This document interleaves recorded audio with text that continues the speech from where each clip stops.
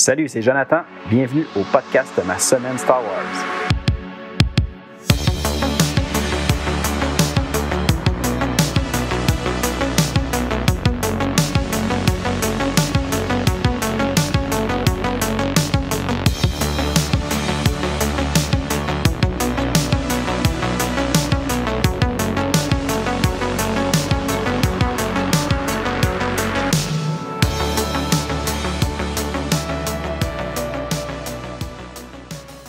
Et salut tout le monde, bienvenue à l'épisode 25 du podcast Ma semaine Star Wars.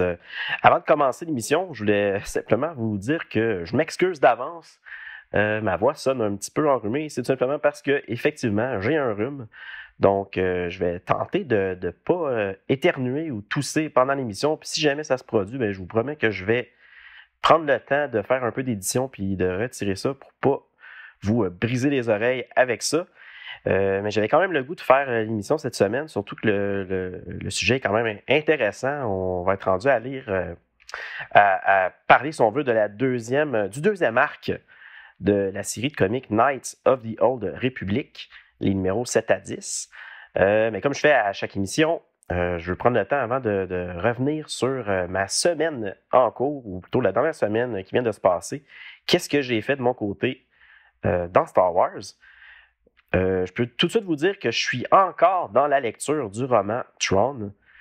Comme je vous disais, je suis en train de faire plusieurs lectures pour me préparer à la nouvelle série d'Ahsoka qui s'en vient au mois d'août. Puis j'avais le goût de lire la première série de romans Tron pour me mettre un peu dans le bain avec ce personnage-là de l'univers canon. Possiblement qu'il risque de faire son apparition dans cette série-là. Du moins, il y a des rumeurs à ce sujet-là, donc je voulais lire ces romans. Par contre, je ne suis pas encore très loin. Là. J'ai manqué un peu de temps cette semaine pour m'avancer, mais c'est quand même mon projet actuel de lire cette série-là pour par la suite continuer à lire les autres romans de l'univers Rebels, qui est à la même époque que justement Ahsoka, puis que ce que j'ai entendu dire aussi à ce sujet-là, c'est que c'était quand même intéressant d'avoir vu la dernière saison de la série Rebels. Donc, c'est la chose que je vais faire par la suite. Sinon, j'avais oublié de vous parler dans les dernières semaines d'un livre que j'avais reçu lorsque je faisais mes recherches pour me procurer les romans qui me manquaient de l'univers canon de Star Wars. Puis il y en avait un que j'avais reçu il y a quelques semaines. C'est juste que j'ai oublié de vous le dire. Je suis retombé dessus cette semaine. Je me suis dit, c'est vrai, j'en ai pas parlé. Donc, je vous le mentionne. Je m'étais procuré le roman Star Wars The Last Jedi, Cobalt Squadron, qui est un roman qui se situe pendant le deuxième film de la nouvelle trilogie de Disney, le film qui se nommait The Last Jedi. L'histoire qui se rattache à ce roman-là, c'est en lien avec les personnages de Rose et Paige Tico, qui sont deux sœurs qui font partie des rebelles, puis que justement, ils sont dans une escadron, Cobalt Squadron. Puis on voit ces personnages-là, du moins Rose, on la voit quand même beaucoup dans le deuxième film de Last Jedi. Donc, j'avais même pas que ça existait. Dans mes recherches, je suis tombé là-dessus, puis je crois que ce roman-là n'a jamais été traduit en français non plus. Donc, je me l'ai procuré. Puis éventuellement, lorsque je vais faire la lecture de cette ère-là de Star Wars, je risque absolument de vous en parler. Sinon, on va tout de suite se lancer dans notre sujet principal de l'émission. Donc, on y va à l'instant.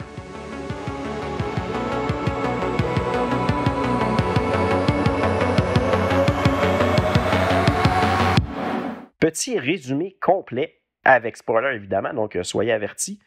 Du premier arc de Knights of the Old Republic qui se nommait Commencement. C'était les numéros de 1 à 6. Puis la dernière fois, quand on en avait parlé, on avait vu que notre personnage principal, Zane Carrick, avait enfin réussi à attraper Marne Hiéroglyphe, qu'on va nommer pas mal tout le temps à partir d'ici, tout simplement Griffe, comme son nom n'est pas ultra simple à dire. Puis de toute façon, dans la série, à partir de pas mal là, on commence tout le temps à le nommer comme étant tout simplement Griffe. Puis là, il avait réussi à capturer évidemment Griffe. Puis là, ce qui s'est présenté en retard, encore une fois, devant son maître Lucien et les autres maîtres Jedi pour la cérémonie spéciale pour savoir qui allait être envoyé sur Coruscant pour devenir chevalier Jedi, on a vu qu'ils avaient trouvé les autres Padawans morts au pied de leur maître.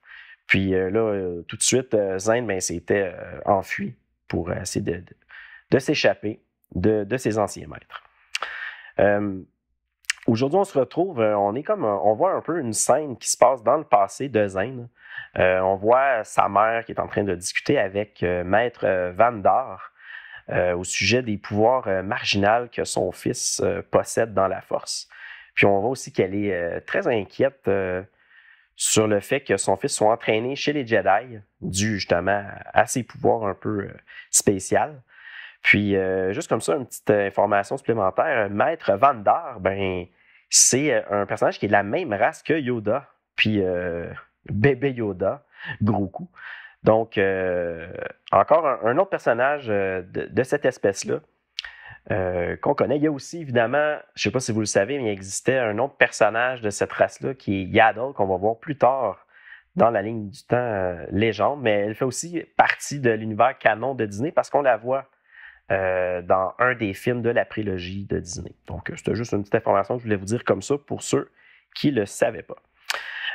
Sinon, là, on va revenir au présent de l'histoire. Puis là, on voit que Zane est effectivement en train de tenter d'échapper aux Maîtres Jedi qui l'ont pris en chasse. Là, il retourne à son speeder où il avait laissé Griff menotté qui l'attendent à cet endroit-là. Là, évidemment, Zane et Griff réussissent à sortir de l'académie, toujours pourchassés par les Maîtres Jedi. Puis, dans sa fuite, encore une fois, Zane fracasse la fenêtre d'une bâtisse. Puis, Zane et Griff décident de se cacher dans une chute à déchets pour justement que les Maîtres Jedi ne les trouvent pas. Mais ça, évidemment, ça a fonctionné. Les Maîtres Jedi perdent leurs traces, puis maintenant, on a Zane et Griff qui ont réussi à assommer les Jedi. Là, on voit que Zane explique à Griff que les Maîtres Jedi ont tué tous leurs apprentis. Griff, lui, il ne croit pas du tout à ce que Zane lui raconte. Il pense plutôt que c'est Zane qui a tué les autres Padawans. Mais là, on voit que Zane, lui, il dit à Griff que c'est impossible que j'aille tuer les autres Padawans. Je ne suis pas assez bon comme Jedi, comme Padawan. J'aurais jamais été capable de les tuer. Lorsqu'ils décident enfin de sortir du compacteur à déchets, là, ils voient que leur image, autant de Zane que de Griff, est affichée dans la ville, puis que maintenant, les deux sont recherchés par les autorités. Donc, Zane et Griff, pour savoir qu'est-ce qu'ils vont faire avec tout ça, ils se rendent dans une cantina pour prendre le temps de réfléchir à leurs prochaines actions. Finalement, Zane décide de quitter Taris pour retourner où il avait été entraîné dans le passé pour essayer de comprendre qu'est-ce qui a changé ses maîtres comme ça dans toute cette histoire-là. Pour quitter Taris, premièrement, ils doivent d'abord trouver un vaisseau. Donc, ils vont se rendre dans la ville souterraine, le Undercity de Taris, pour essayer de trouver de l'aide à cet endroit-là. Maintenant, on va aller voir les maîtres Lucien et Canilia qui décident d'aider le constable de Taris à éliminer Zane. Puis là, les deux voient dans la force comme quoi que Zane, il sera en train de se diriger vers le Undercity de Taris. Donc, ils ont quand même une petite idée de où ce qui s'en va. Là, arrivés à destination, Zane et Griff sont subitement attaqués par un groupe de criminels qui désirent les capturer pour pouvoir réclamer la rançon. Mais là, Griff réussit à les manipuler, puis à leur faire croire qu'il est beaucoup mieux pour eux de voler les objets de valeur du Wookiee qui les a emmenés ici, que de plutôt se lancer dans des procédures interminables avec le constable de Taris pour réclamer la rançon. Lorsque les criminels attaquent le Wookiee, Zane et Griff en profitent pour se sauver. Lucien et Canilla arrivent eux aussi dans le Undercity, mais ils ne réussissent pas du tout à trouver Zane. Sauf que là, ils reçoivent une information qui leur dit que Zane et Griff se dirigeraient plutôt à Machineville et non dans le Undercity. Avant d'aller plus loin, Griff demande à Zane de couper sa tresse de Padawan, justement pour pas qu'il se fasse repérer plus facilement. Ils arrivent tous les deux enfin à un endroit qui est nommé The Last Resort pour rencontrer quelqu'un qui a déjà aidé Griff dans le passé. Mais à ce moment-là, les deux tombent dans un piège, puis Zane est aussitôt attaqué par Jarael, un nouveau personnage qu'on va connaître dans cette série-là. Griff dit à Jarael que Zane est avec lui, mais Jarael, de son côté, leur dit qu'ils doivent tous les deux quitter parce qu'ils sont recherchés par les autorités. Mais là, Griff, lui, n'est pas d'accord, mais il réussit à parler avec Kemper, qui est effectivement son ami qui l'avait déjà aidé dans le passé. Finalement, Griff lui demande à Kemper de lui fournir un vaisseau pour quitter Taris. Sauf qu'à ce moment-là, le constable de Taris les retrouve accompagnés de Maître Lucien. Là, on voit que Maître Lucien demande à Zane de se livrer aux Jedi. Mais à ce moment-là, Jarael, Kemper, Griff et Zane prennent le vaisseau de Kemper pour s'enfuir. Une fois en orbite, le vaisseau, le vieux vaisseau, qui n'a pas volé depuis plusieurs années, refuse d'aller plus loin. Le vaisseau est comme cessé de fonctionner. Mais Kemper, on voit que c'est comme le bricoleur, le mécano qui est spécialiste dans tout ça, il réussit à redémarrer le Last Resort, puis aussitôt, il se dirige dans un champ de débris pour se cacher. Leur pourchassant décide de ne pas les suivre dans ce champ de débris-là parce qu'effectivement, c'est trop dangereux. Maintenant, Kemper et Jarael, ils n'ont pas d'autre choix que de rester avec Zane et Griff parce qu'eux aussi, maintenant, vont être recherchés par les autorités. C'est là que Zane il décide de contacter un ancien maître, le maître Vandar Tokari, je crois, sur Dantooine, car il pense qu'il va pouvoir les aider. Mais là, quand il communique avec lui, malheureusement, Maître Vandar, il ne croit pas du tout Zane, puis même qu'il pense plutôt que Zane s'est laissé sombrer au côté obscur. Il refuse de croire que les maîtres Jedi, comme Lucien et les autres, qui auraient assassiné leur Padawan. Donc, à ce moment-là, Zane décide de retourner au dernier endroit où il s'est retrouvé avec ses anciens maîtres et amis hier, sur une lune qui se nomme The Rogue Moon. Il veut retrouver un droïde qui était présent avec eux, surtout avec les maîtres, et qui a malheureusement fait une chute qui l'a détruit. Il pense que le droïde contient peut-être des informations sur ce que les maîtres faisaient pendant qu'il était sur cette lune-là. Lorsqu'il trouve le droïde, il comprend que le droïde n'est pas tombé par accident, mais que c'est plutôt un utilisateur de la force qui l'aurait poussé volontairement. Puis à ce moment-là, on voit que Lucien les retrouve avec... puis Lucien est comme à la tête d'une petite armée et accompagné d'un vaisseau. Mais le Last Resort, là, le Last Resort, je ne sais pas si je vous l'ai dit, mais c'est le nom du vaisseau, autrement dit, de Kemper. Donc, le Last Resort arrive et détruit le vaisseau de Lucien.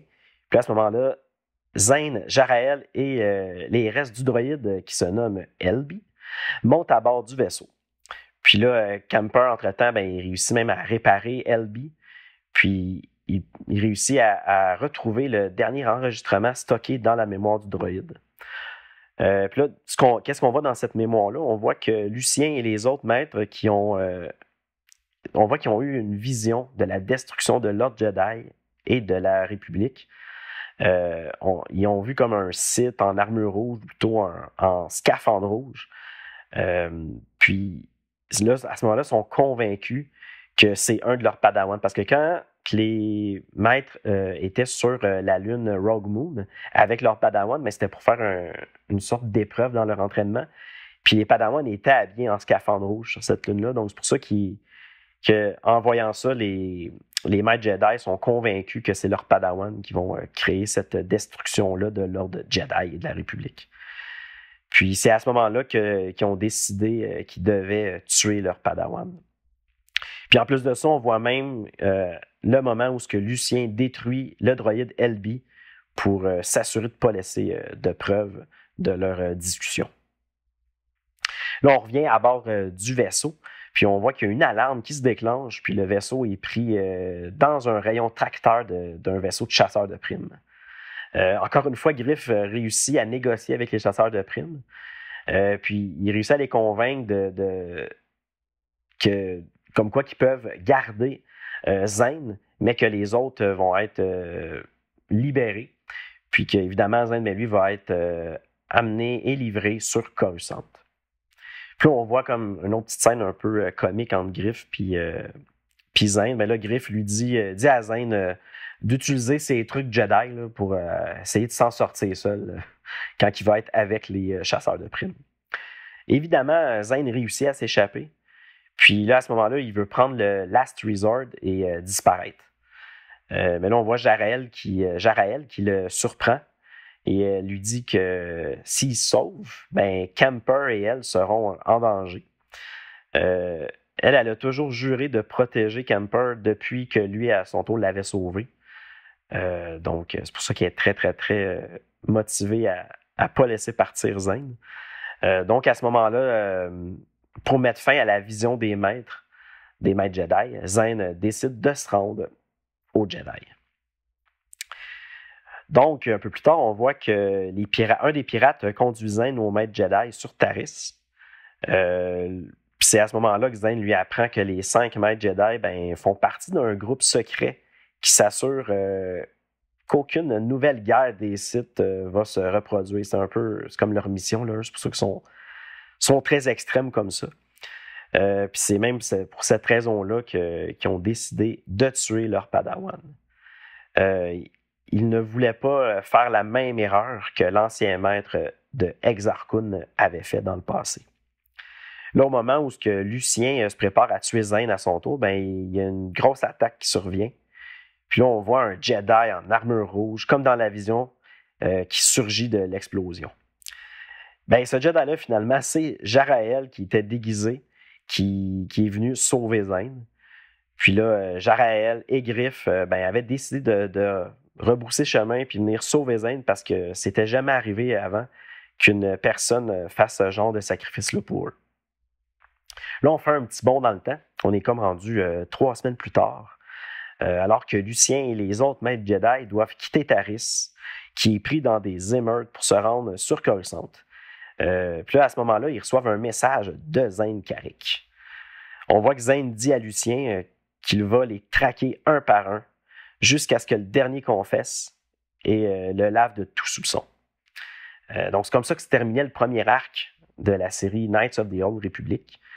Fait que on voit là, tout a déboulé, si on veut. Maintenant, Zane est même prêt à aller se venger, du moins à essayer de laver son nom. Donc, c'est ce qu'on va voir dans les prochains numéros.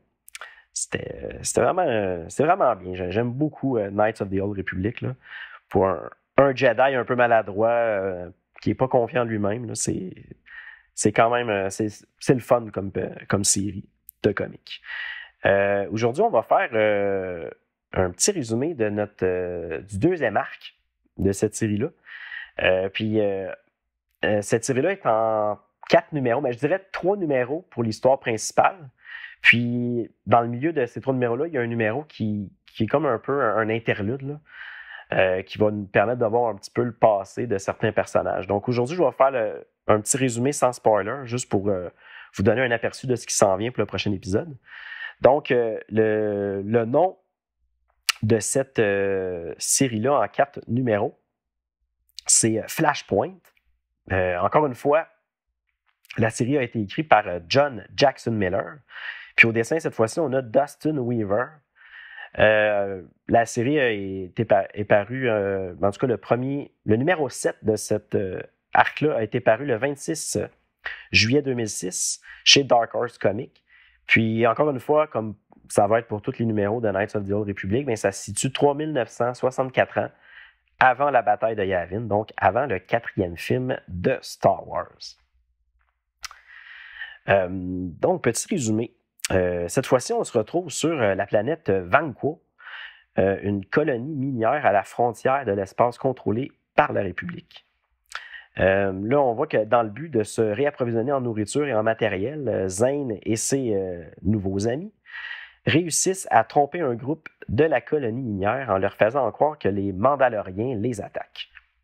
Une fois que la colonie est partie, ben là, nos amis commencent à charger leur vaisseau de plusieurs provisions. Puis au moment où ils décident enfin de partir, ben on voit qu'ils sont attaqués, mais cette fois-ci par les Mandaloriens pour vrai. Entre-temps, ou plutôt avant que ce moment-là arrive, on voyait Jarael qui était en train de s'amuser avec le sabre laser de Zane. Puis, elle s'amusait à faire comme si elle se battait avec le sabre laser. Ben là, on voit que les Mandaloriens arrivent, puis enlèvent Jarael. Mais là, comme les Mandaloriens sont beaucoup trop nombreux, Zane, Griff, Kemper et le droïde LB ben, n'ont pas le choix de retourner à leur vaisseau pour essayer de se sauver. Mais un Mandalorien attaque Zane et Griff, puis ensuite s'empare de leur vaisseau. Fait que ça, là, vous voyez, on est rendu déjà un petit peu plus loin dans l'histoire. On a comme l'impression qu'ils commencent à avoir une certaine routine dans leur équipe. Là. C'est maintenant des amis, tout ça. Fait que sûrement qu'il s'est passé quelques semaines, je ne sais pas exactement le délai, mais bref, ça semble être une autre dynamique déjà que dans la première arc. Puis, j'arrête là mon petit résumé, là, c'est vraiment juste pour vous montrer qu'est-ce qui se passe, comment commence cette série-là. Puis, évidemment, on va en parler, on va faire le tour de cet arc-là au prochain épisode. Mais je peux tout de suite vous dire que j'aime bien la dynamique qui commence à se développer entre les personnages. Encore une fois, c'est un très bon arc. Là. C'est bien écrit, les dessins sont beaux, il y a de l'action, puis il y a des nouveaux personnages qui s'en viennent que j'aime bien. Puis l'intrigue, elle va commencer vraiment à se développer de plus en plus. Puis je vous le dis, ça va être très, très intéressant. On est déjà rendu à parler du prochain épisode.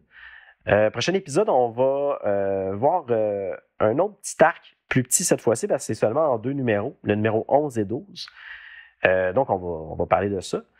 Puis, sinon, comme je vous le dis à chaque épisode, si vous voulez me rejoindre, ben, vous pouvez le faire à l'aide du courriel masemaine-starwars@gmail.com. Sinon, je vous invite aussi à aller voir... A few moments later. Wow! Je me suis étouffé live, c'est génial. Donc, on reprend ici. Donc, comme je le dis à chaque émission, si vous voulez me rejoindre, vous pouvez le faire par courriel à l'adresse masemaine-starwars@gmail.com. Sinon, j'ai toujours ma page YouTube où je diffuse certaines petites courtes vidéos pour vous montrer les livres que je lis, les nouvelles acquisitions que je fais.